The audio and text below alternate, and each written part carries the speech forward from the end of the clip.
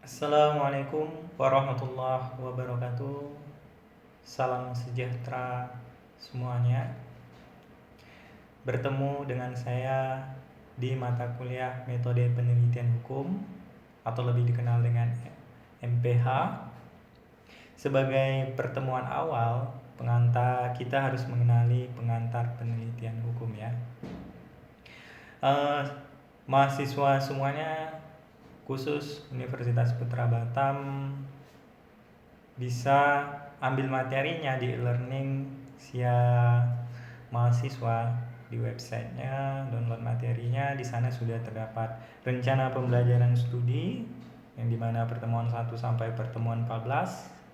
Apa saja materi dan kajiannya, teman-teman perlu baca terlebih dahulu agar arah pembelajaran kita di mata kuliah ini lebih terarah dan teman-teman sudah mengetahui terlebih dahulu.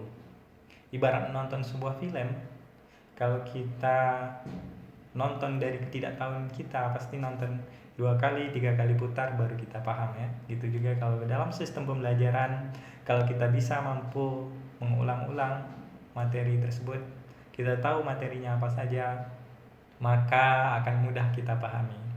Gitu juga jalannya. Kalau kita melakukan perjalanan, jauh perjalanan, tujuan nggak tahu, pasti akan terasa lama. Coba kita sudah tahu tujuannya, arahnya kemana, pasti kita bisa mengira-ngira, wah ini sampainya jam berapa. Gitu juga dengan belajar, perkuliahan, apapun intinya dalam menuntut ilmu, pasti kalau kita tahu arahnya kemana, pasti niatnya benar, pasti ilmu mudah didapat. Ilmu itu cahaya ya. Kalau kita tidak bisa meresapi atau tidak bisa menerima dengan baik, maka kata pepatah, masuk telinga kiri, masuk telinga kanan, keluar telinga kiri ya. Hanya dapat sebentar, kemudian lupa lagi itu. Di mata kuliah pengantar penelitian hukum ini perlu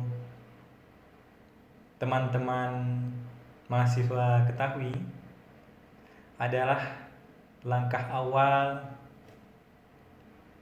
untuk melakukan sebuah penelitian.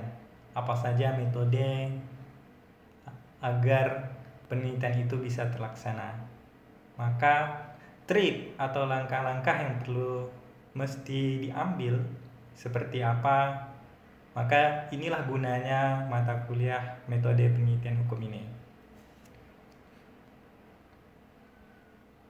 Di dalam mata kuliah metode penelitian hukum ini, tentu kita harus ketahui terlebih dahulu apa sebenarnya yang dimaksud dengan penelitian ya. Kita ketahui bahwasanya penelitian secara ilmiah dilakukan oleh manusia untuk menyalurkan hasrat ingin tahu ya, hasrat ingin tahu yang telah mencapai taraf ilmiah, yang disertai dengan suatu keyakinan bahwa setiap gejala akan dapat ditelaah dan dicari hubungan sebab akibatnya atau kecenderungan-kecenderungan yang timbul. Jadi dalam metode penelitian ini kita mesti tahu ya definisi penelitian itu sebenarnya apa. Kita sering dengar kata penelitian, baik itu penelitian di bidang ilmuwan, sains ya, teknologi, kedokteran, bahkan dalam ilmu hukum pun sebagai syarat mahasiswa untuk mendapat gelar sarjana hukum maka harus melakukan sebuah penelitian. Inilah namanya penelitian, nanti hasil akhirnya adalah dalam bentuk karya tulis skripsi ya. Jadi kita ketahui tadi penelitian itu juga bisa dikategorikan atau merupakan suatu sarana ya untuk mengembangkan ilmu pengetahuan baik dari segi teoritis maupun praktis ya. Tuh. Selain itu juga bisa kita lihat bahwasanya penelitian itu juga merupakan suatu bagian pokok dari ilmu pengetahuan yang bertujuan untuk lebih mengetahui dan lebih mendalami segala segi kehidupan. Ya, kita ketahui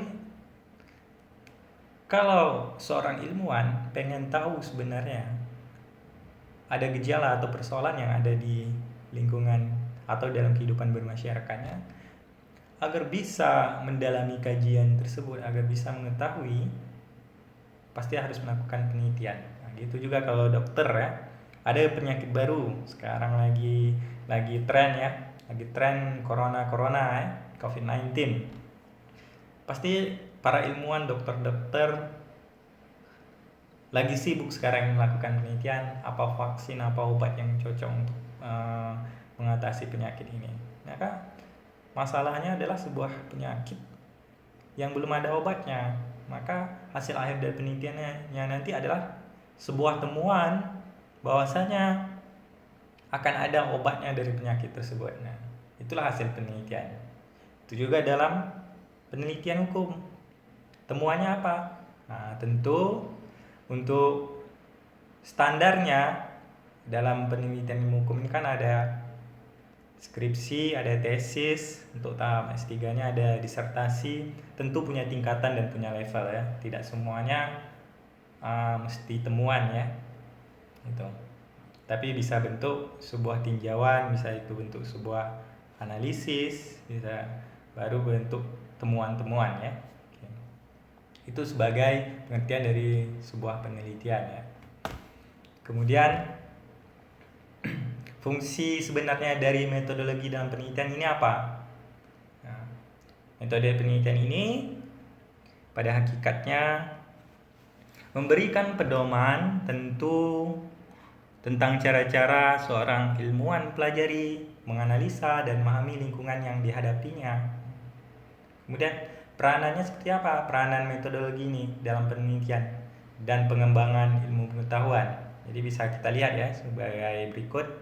Bisa menambah kemampuan para ilmuwan untuk mengadakan atau melaksanakan penelitian secara lebih baik atau lebih lengkap. Kemudian memberikan kemungkinan yang besar untuk meneliti hal-hal yang belum diketahui. Kemudian untuk memberikan kemungkinan yang lebih besar untuk melakukan penelitian interdisipliner. Kemudian memberikan pedoman untuk mengorganisasikan serta mengintegrasikan pengetahuan mengenai masyarakat. Itu kan adalah poin-poin bahwasanya peranan metodologi dan penelitian dan pengembangan ilmu pengetahuan itu. Nah, jadi itu poin-poinnya ya. Kemudian kita lihat sebenarnya tujuan penelitiannya seperti apa gitu. Ternyata penelitian itu seorang ilmuwan atau seorang ahli pengen mengetahui sesuatu itu pasti punya tujuan ya. Penelitian itu pasti punya tujuan, nggak mungkin ada sesuatu hal yang dilakukan tanpa ada tujuan ya. Pasti ada tujuannya ya. Di sini kita bisa lihat ya tujuan-tujuan dari penelitian itu apa saja ya. Pertama, untuk mendapatkan pengetahuan tentang suatu gejala sehingga dapat merumuskan masalah ya. Kemudian bisa memperoleh pengetahuan yang lebih mendalam tentang suatu gejala sehingga dapat merumuskan hipotesa atau merumuskan suatu kesimpulan ya, menarik suatu kesimpulan. Kemudian bisa untuk menggambarkan secara lengkap karakteristik atau ciri-ciri dari suatu keadaan, suatu perilaku pribadi, suatu perilaku kelompok tanpa didahului dengan sebuah penarikan kesimpulan atau hipotesa ya. Tapi harus ada masalah ya. Ada masalahnya. Ini kan sebenarnya penelitian ini dilakukannya tergantung apa yang diteliti ya. Jadi itu tujuannya itu ya tergantung apa yang diteliti. Itulah kita bisa lihat kelompok-kelompoknya di sini ya. Kemudian mendapatkan keterangan tentang frekuensi peristiwa, peroleh dan mengetahui hubungan antara suatu gejala dengan gejala lain. Kemudian menguji hipotesa yang berisikan hubungan sebab akibat. Kita lanjut. Jenis dan data dari sudut sumbernya. Ini banyak ya jenis data dari sudut sumbernya. Jadi teman-teman bisa baca ya di buku-buku Sujono Sukanto juga dan Sri Mahmuji ya tentang metode penelitian ini. Lazimnya dalam penelitian itu dibedakan antara data yang diperoleh langsung dari masyarakat dan dari bahan kepustakaan. Ya, ini di sini metode penelitian hukum ini ada dua ya. Ada dua. ada normatif, ada sosiologis atau empiris ya. Adanya studi kepustakaan dan ada studi ke lapangan. Dan ada juga kompilasi antara studi kepustakaan dan studi lapangan ya, normatif empiris ya. Nah, ada 3 cara bisa dilakukan. Kemudian kita bisa lihat adalah langkah-langkah dalam melakukan penelitian itu. Kita harus tahu pelaksanaan atau penerapan dari penelitian di dalam ilmu sosial biasanya mengikuti tata cara atau tahapan ataupun langkah-langkah tertentu. Jadi bisa dari awal ya, dari awal itu adalah melakukan perumusan judul penelitian. Kita harus tahu dulu judul kita ini kemana. Kemudian penyusunan pengantar permasalahan, kita rumuskan permasalahan itu apa aja yang ingin kita kaji itu. Kemudian perumusan masalahnya bagaimana, baru kita fikkan.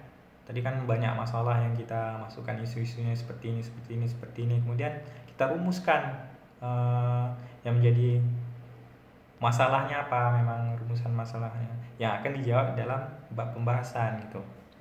Kemudian kita harus jelaskan juga maksud dan tujuannya, harus jelas ya. Kemudian penyusunan kerangka teoritis. Kemudian kita harus menyusun kerangka teoritis itu harus sejalan nanti dengan isi pembahasan kita, dengan judul kita juga. Jangan nanti teorinya lain, kajiannya lain, pembahasannya lain, nanti nggak sinkron, nggak nyambung ya. Penyusunan kerangka konsepsionis dan definisi operasional. Ini nanti tergantung konsepnya seperti apa ya. Baru perumusan hipotesa, pemilihan penetapan metodologi, penyajian hasil penelitian, analisa data, penyusunan suatu ikhtisar hasil penelitian, perumusan kesimpulan, menyusun saran ya. Jadi sebenarnya kita kalau seperti ini masih bingung ya, masih bingung kita. Karena kita belum menyusun proposal penelitian dan membuat skripsi. Kalau kita bicara seperti ini masih agak bingung, tapi kalau kita langsung praktek nanti bagaimana membuat skripsi, membuat proposal. Oh, ternyata rumusan masalah itu seperti ini, ada latar belakang, ada tujuan, nanti ada kerangka teori, ada metodologinya seperti ini, pembahasannya, kesimpulannya, saran. Jadi untuk sinkronnya itu bagaimana? Lihat, oh gini seperti. Tapi kalau kita masih bicara seperti ini, pasti teman-teman, apalagi di pertemuan awal, pasti masih mengambang ya. Sebenarnya apa sih yang disampaikan Bapak nih, kayaknya enggak belum nyambung ya di pikirannya masing-masing. Tapi kalau udah langsung nanti pembuatan proposalnya, maka pasti akan langsung connect bagaimana. Kita nggak apa-apa, ini kita memahami dulu ya, sebenarnya sebagai pengantar ya pertemuan pertama ini. Kemudian tipe-tipenya seperti apa? Ini banyak ya, bisa dibaca. Bentuknya ada usul penelitian itu itulah proposal ya. Kemudian penyusunan perencanaan penelitian. Jadi perencanaan penelitian itu penting ya. Untuk menyusun suatu perencanaan penelitian diperlukan suatu pedoman yang secara logis, sistematis dan konsisten menunjukkan rentetan dari kegiatan yang harus dilakukan. Nah, kita harus punya rencana ya, punya rencana sebenarnya apa yang kita teliti ini. Nah, syukur-syukur kalau kita punya rencana penelitian, kemudian misalnya diajukan proposal dana misalnya, syukur-syukur dapat hibah gitu ya dari pemerintah itu.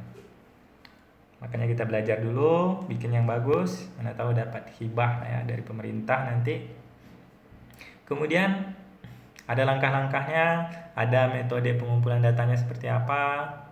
Kemudian ada pengolahan, analisa dan konstruksi datanya seperti apa ya. Nanti bisa teman-teman baca lagi ya, terutama dalam buku Sujono Sukanto juga. Nah, jadi teman-teman harus beli ya. Nah, itu penting. Ada lagi, sebenarnya mengapa diadakan penelitian di bidang ilmu sosial? Ini harus ditahu alasannya ya. Bahwasanya dalam ilmu sosial pada umumnya melakukan penelitian berarti mengalaminya hal ini sebabkan karena hal-hal yang sebagai berikut ya. Karena beda ya sama penelitian orang sains, orang mungkin teknologi, sama orang sosialnya beda ya, beda. Kalau Kalau orang ya belajar ilmu pasti itu pasti satu tambah satu sama dengan dua, nggak berubah ya. Ya.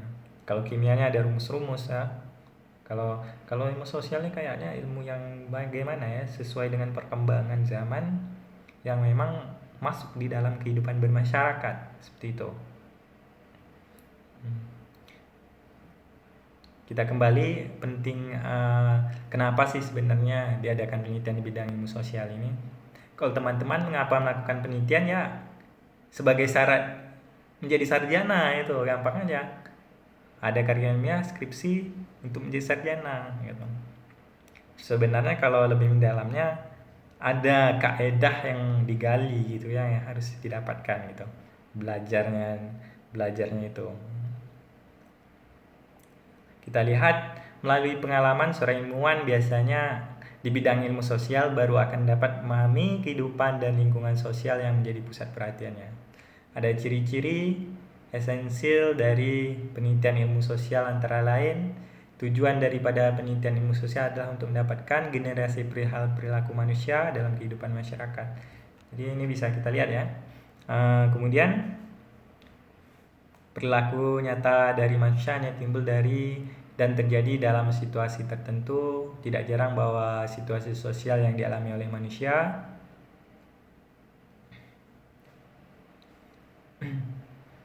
tidak jauh berbeda dengan situasi sosial yang dialami oleh peneliti. Jadi ada juga kegunaan penelitian ilmu sosial bagi ilmu pengetahuan gitu ya.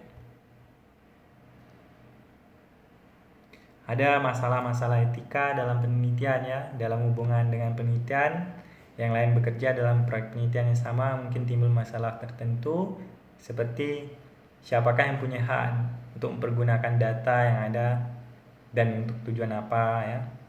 Kemudian dalam bentuk apa, dengan cara bagaimana hasil-hasil penelitian dapat dipublikasi, di manakah hasil penelitian dan penelitian dapat dipublikasi, apakah dalam bentuk buku, artikel. Ini kalau teman-teman tahu nanti kita bahan diskusi. Mohon dijawab dulu ya pertanyaan-pertanyaan seperti ini, nanti diskusinya saya mau melihat sejauh walaupun ini pertemuan pertama, sejauh ini sampai di mana pemahaman teman-teman tentang suatu metode penelitian ya, terutama di bidang hukum. Jadi sejauh mana teman-teman sebenarnya paham. Jadi ini bisa dijawab nanti ya teman-teman, bantu dijawab bahan diskusi kita. Siapakah yang bertanggung jawab atas penerbitan hasil penelitian tersebut? Kemudian bagaimana penyebutan atau pencantuman urutan dari anggota penelitian ya. Nanti kalau teman-teman tahu bisa nanti buat rangkuman ya. Itulah bahan diskusinya. Nanti dari masalah-masalah dalam penelitian ini mohon dijawab terlebih dahulu. Jika ada pertanyaan, nanti kita lebih lanjut diskusi di dalam forum tanya jawab. Dan jika ada yang ingin disampaikan juga terkait penelitian, saya silahkan ya, sarannya seperti apa gitu.